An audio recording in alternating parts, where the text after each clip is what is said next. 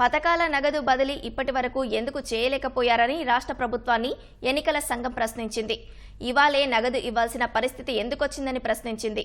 పోలింగ్కు ముందు నగదు బదిలీ ఎందుకు చేయాలనుకుంటున్నారో చెప్పాలని ఏపీ ప్రభుత్వానికి ఈసీ మరో లేఖ రాసింది.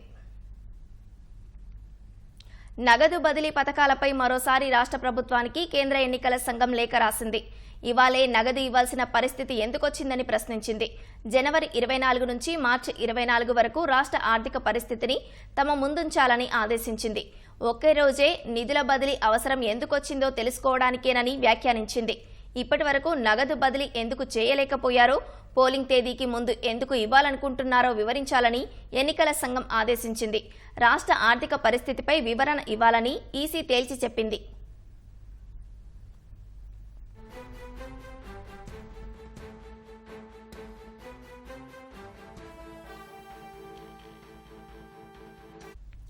ఈ 5 ఏళ్లలో బటన్ నొక్కిన సమయానికి నిధుల బదిలీకి మధ్య వ్యవధిని ఈసీ కోరింది.